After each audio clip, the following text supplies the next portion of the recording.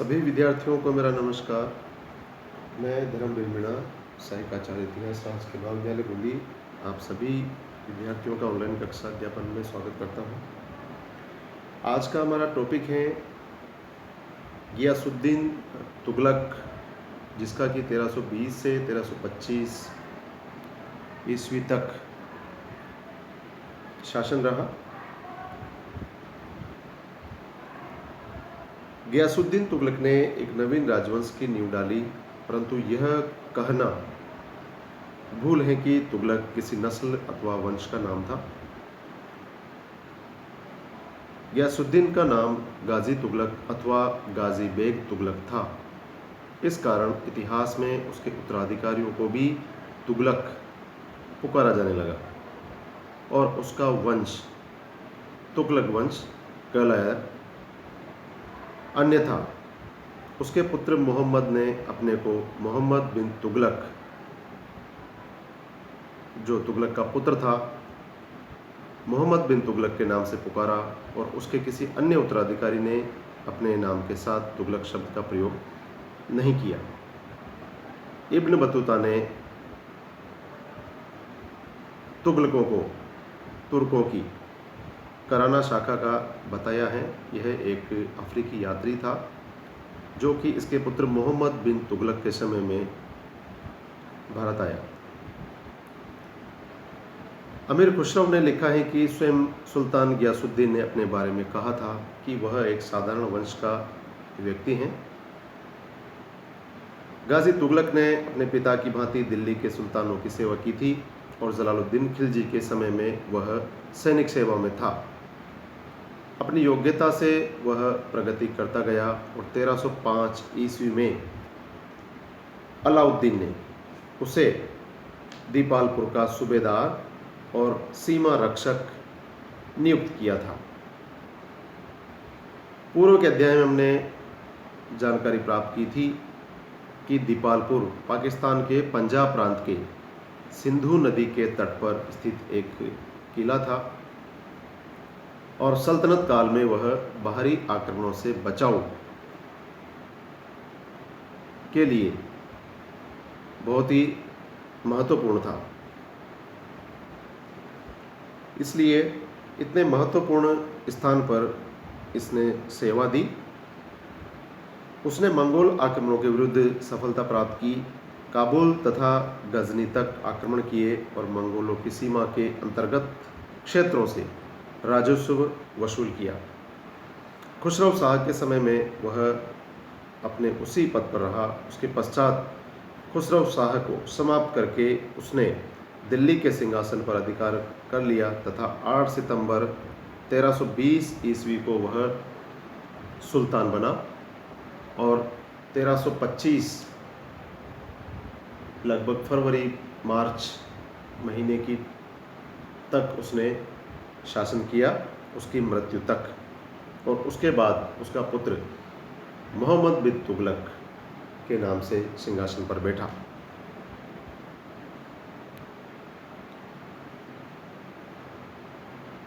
गियासुद्दीन तुगलक के शासन संबंधी कार्यों की हम बात करें तो उसने उदारता और कठोरता का समन्वित प्रयोग करके सभी सरदारों और नागरिकों को संतुष्ट किया तथा किसी ने उसके सुल्तान बनने का विरोध नहीं किया।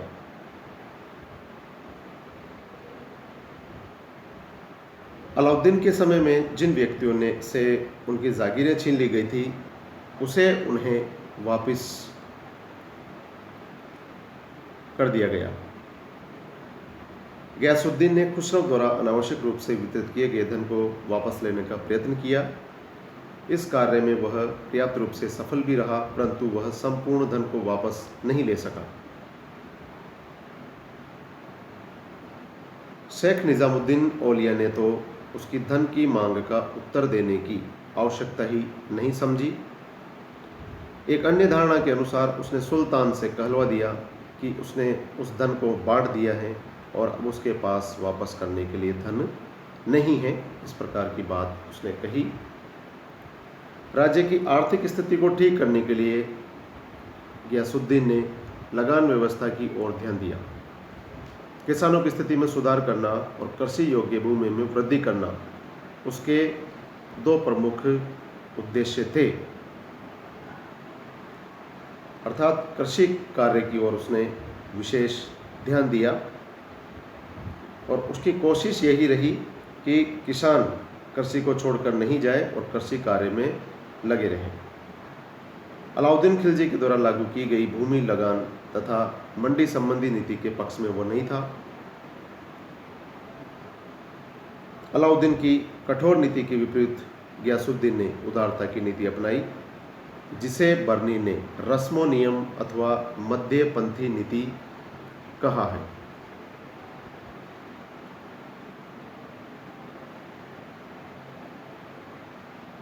गयासुद्दीन ने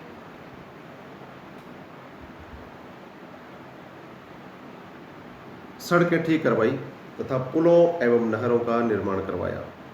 इससे यातायात में सुविधा हुई। उसकी डाक व्यवस्था श्रेष्ठ थी और शीघ्रता करने के लिए प्रत्येक 3 से 4 मील पर डाक लाने वाले कर्मचारी अथवा घुड़सवार नियुक्त किए गए। उसने न्याय व्यवस्था में सुधार किए। अलाउद्दीन के समय की कठोर दंड व्यवस्था समाप्त कर दी गई, परंतु चोरों, कर न देने वालों और सरकारी धन की बेईमानी करने वालों को कठोर दंड दिए गए। इसके अतिरिक्त गयासुद्दीन ने व्यभिचार, मदिरापान, जुआ खेलना आदि बुराइयों को भी रोकने का प्रयत्न किया। गयासुद्दीन एक कुशल सेनापति था और बर्नी के कथन के अनुसार वह अपने सैनिकों को पुत्रवत प्रेम करता था। इस कारण उसने सैनिक व्यवस्था की ओर पूर्ण ध्यान दिया। वह अपने सैनिकों को सुविधाएं देता था और इस बात की स्वयं देखभाल करता था कि उनको उचित वेतन मिले। परंतु वह सैनिक अनुशासन में कठोर था। उसने हुलिया और दाग की प्रथाओं को कठोरता पूर्वक लागू किया। सिंहासन पर बैठने के बाद 2 वर्ष में ही उसने सेना को शक्तिशाली बनाने में सफलता प्राप्त की।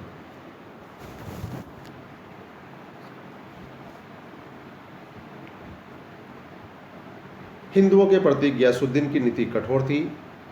हिंदुओं के बारे में उसने अपने अधिकारियों को आदेश दिए थे कि वे न तो इतना धनवान बन सकें कि विद्रोह करने को तत्पर हो जाए और न ही इतने निर्धन हो जाएं कि कृषि छोड़कर ही वह भाग जाए। इस प्रकार हिंदुओं के प्रति अपनाई गई उसकी नीति का मुख्य आधार राजनीतिक था। डॉक्टर ईश्वरी प्रसाद ने इस बारे में लिखा है कि यदि उसने हिंदुओं के प्रति कठोरता प्रदर्शित की तो वह कठोर धर्मांधता का परिणाम न होकर राजनीतिक आवश्यकता थी। इस प्रकार से गयासुद्दीन की हिंदुओं के प्रति नीति अलाउद्दीन के नीति के निकट ही थी।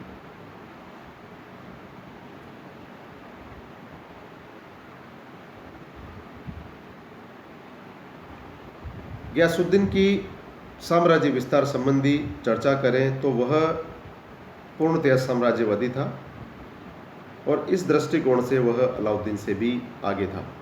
अलाउद्दीन ने दक्षिण के राज्यों को अपनी अधीनता स्वीकार कराने के पश्चात स्वतंत्र छोड़ दिया था। उसने देवगिरी को उसी समय अपने राज्य में सम्मिलित किया था, जबकि शंकरदेव अर्थात सिंहदेव द्वितीय जो था, उसने उसकी अधीनता को मानने से इनकार कर दिया। परंतु गयासुद्दीन ने विद्रोही और अधीनस्थ राज्यों को अपने राज्य में सम्मिलित करने की नीति अपनाई।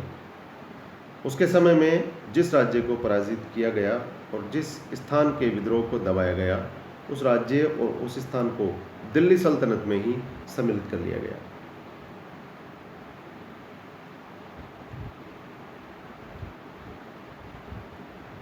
तेलंगाना के शासक प्रताप रुद्रदेव ने दिल्ली सल्तनत की अव्यवस्था का लाभ उठाकर दिल्ली सुल्तान को कर भेजना बंद कर दिया था और एक स्वतंत्र शासक की भांति वह व्यवहार करने लगा। परंतु उसने अपनी स्वतंत्रता का सदुपयोग हिंदू राज्यों के संगठन और सहयोग के लिए नहीं किया। बल्कि अपने पड़ोसी हिंदू राज्यों से युद्ध करके उसका दुरुपयोग किया। गयासुद्दीन उसके स्वतंत्र व्यवहार को पसंद नहीं कर सका।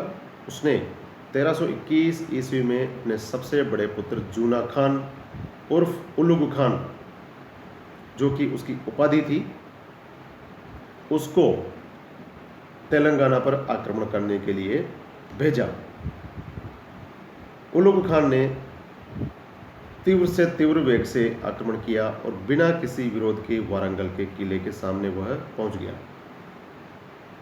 लगभग 6 महीने तक वह किले का घेरा डालकर वहीं पर पड़ा रहा और अंत में प्रताप रुद्रदेव अधीनता स्वीकार करने और राजस्व देने को तैयार हो गया, परंतु उलुग खान उससे बिना किसी शर्त के आत्मसमर्पण करना चाहता था। इस कारण कोई भी संधि वहां पर नहीं हो सकी। हिंदुओं ने उलुग खान के आवागमन के मार्गों को बंद कर दिया और दिल्ली के समाचार आना अथवा वहां का समाचार पहुंचना असंभव हो गया। थोड़े समय के पश्चात उलुग खान को घेरा उठाने के लिए बाध्य होना पड़ा और वह देवगिरी वापस लौट गया, जहां उसके छोटे भाई महमूद खान ने उसका स्वागत किया। इब्न बतूता ने लिखा है कि उलुग खान विद्रोह करने के लिए तत्पर था और उसने जानबूझकर अपने मित्र उबैद द्वारा यह अफवाह फैला दी थी कि सुल्तान गयासुद्दीन की मृत्यु हो गई है, जिससे सेना और सरदार उसके साथ हो जाएं। परंतु इसका परिणाम उल्टा हुआ। अनेक सरदार अपनी अपनी सेनाओं को लेकर उलुग खान का साथ छोड़ गए और उसे बाध्य होकर किले का घेरा उठाना पड़ा। जबकि इतिहासकार बर्नी और इसामी का कथन इन सब के विपरीत हैं। उनका कहना है कि शहजादे की विद्रोह की कोई इच्छा नहीं थी और सुल्तान की मृत्यु की अफवाह फैलाने में भी उसका कोई हाथ नहीं था, बल्कि उबैद स्वयं पूर्णतया उसके लिए उत्तरदायी था। आधुनिक इतिहासकारों में से सर वुल्जले हेग और कुछ अन्य इतिहासकारों ने इब्न बतूता के कथन को ठीक माना है, परंतु डॉक्टर ईश्वरी प्रसाद, डॉक्टर मेहंदी हुसैन आदि ने इसामी और बर्नी के कथन को सही माना है। कारण कुछ भी रहा हो, परंतु उलुग खान घेरा उठाकर देवगिरी होता हुआ दिल्ली वापस लौट गया। यही इसका पुत्र फिर बाद में मोहम्मद बिन तुगलक के नाम से दिल्ली के सिंहासन पर बैठा। गयासुद्दीन ने उलुग खान के विद्रोही सरदारों को मृत्युदंड दिया, परंतु उलुग खान को माफ करके एक अन्य सेना के साथ तेलंगाना पुनः आक्रमण करने के लिए भेजा।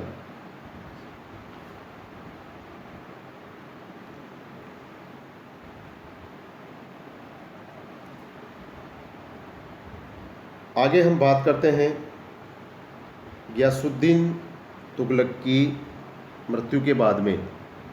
इसकी मृत्यु के बारे में विद्वानों में थोड़ा मतभेद है। तत्कालीन इतिहासकारों ने सुल्तान गयासुद्दीन को एक आदर्श मुसलमान सुल्तान माना है। इसका मुख्य कारण यह था कि उसने मंगोल आक्रमणों से इस्लाम की रक्षा की थी और खुसरो शाह को समाप्त करके इस्लाम की प्रतिष्ठा को उसने स्थापित किया था। परंतु उपयुक्त आधारों पर तो सुल्तानों को इस्लाम का रक्षक ही माना जा सकता है। कुछ अन्य कारण ऐसे हैं जिनसे उसे दिल्ली के सुल्तानों में एक विशिष्ट स्थान प्राप्त होता है। व्यक्तिगत दृष्टि से सुल्तान का चरित्र अच्छा था। वह इस्लाम के नियमों का पालन करता था और धार्मिक व्यक्तियों का भी सम्मान करता था। हिंदुओं के प्रति उसकी नीति यदि उदार नहीं थी तो बहुत अधिक कठोर भी नहीं थी। परंतु गयासुद्दीन की सफलता चरित्र की दृष्टि से नहीं बल्कि उसके कार्यों की दृष्टि से थी। वह एक योग्य सेनापति था। सुल्तान बनने से पहले और सुल्तान बनने के पश्चात भी उसने इस योग्यता का परिचय दिया। उसके सैनिक अनुशासन के कारण दिल्ली की सेना एक बार पुनः शक्तिशाली बन गई। इसी कारण उसने अपने साम्राज्य का विस्तार किया। उसने प्राय संपूर्ण दक्षिण भारत को अपने राज्य में सम्मिलित कर लिया और उसके समय में बंगाल की भी विजय हुई। उसका साम्राज्य अलाउद्दीन के साम्राज्य से अधिक विस्तृत था। जिन राज्यों को अलाउद्दीन ने केवल अपनी अधीनता स्वीकार कराने के पश्चात स्वतंत्र छोड़ दिया था, उन राज्यों को उसने अपने शासन के अधीन किया। एक शासक की दृष्टि से भी वह सफल रहा। उसने अलाउद्दीन की मृत्यु के पश्चात उत्पन्न हुई अव्यवस्थाओं को भी उसने सुधारा। उसने शासन से भ्रष्टाचार को समाप्त किया, किसानों की भलाई की, कृषि योग्य भूमि में वृद्धि की, यातायात और डाक व्यवस्था को ठीक किया, पुल और नहरें बनवाई, बाग लगवाए, सरकारी कर्मचारियों के वेतन में वृद्धि की, लगान अधिकारियों को प्राप्त होने वाली सुविधाएं उन्हें पुनः प्रदान की तथा शाही खजाने को परिपूर्ण उसने किया। गियासुद्दीन एक न्यायप्रिय शासक था और प्रतिदिन सुबह शाम वह न्याय के लिए दरबार लगाया करता था। वह पहला दिल्ली सुल्तान था जिसने किसानों की भलाई के लिए प्रयत्न किया और अपने कर्मचारियों को आदेश दिए कि वे लगान में वृद्धि करने के स्थान पर कृषि योग्य भूमि और उत्पादन वृद्धि के लिए प्रयास करें। उसने विद्वानों को दरबार में संरक्षण प्रदान किया। उसने तुगलकाबाद नामक शहर की नींव डाली और वहाँ कई इमारतें उसने बनवाई। इस प्रकार से उसने अपनी विजयों और सफल शासन द्वारा उसने सुल्तान और राज सिंहासन की प्रतिष्ठा को पुनः स्थापित किया। गियासुद्दीन न केवल नवीन नीतियों और सिद्धांतों को जन्म देने वाला था, बल्कि एक व्यवस्थापक और राज्य के संगठनकर्ता की दृष्टि से भी उसका महत्वपूर्ण स्थान था।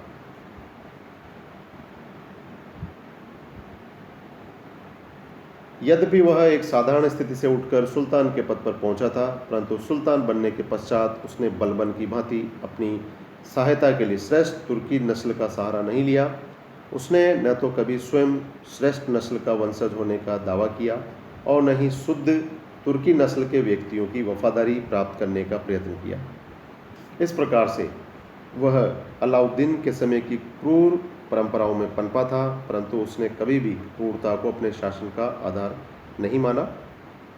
गियासुद्दीन अन्य व्यक्तियों में योग्यता की खोज करता था और स्वयं अपनी योग्यता में विश्वास रखता था। अतः उसे न तो श्रेष्ठ नस्ल की सहायता की आवश्यकता हुई और न ही क्रूरता की। तब भी वह सफल रहा। उसके बारे में इतिहासकार बर्नी ने लिखा है कि साम्राज्य के सभी शहरों में अपने शासन को स्थापित करने के लिए वह सब कुछ जो सुल्तान अलाउद्दीन ने इतने अधिक रक्तपात, कुटिल नीति, अत्याचार और हिंसा से किया, सुल्तान तुगलक शाह ने 4 वर्षों में बिना किसी कुटिलता, कठोरता अथवा रक्तपात के बिना कर दिया।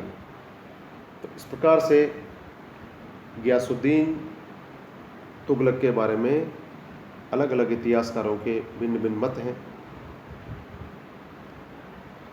अगले अध्याय में हम इसके पुत्र मोहम्मद बिन तुगलक के बारे में अध्ययन करेंगे। धन्यवाद।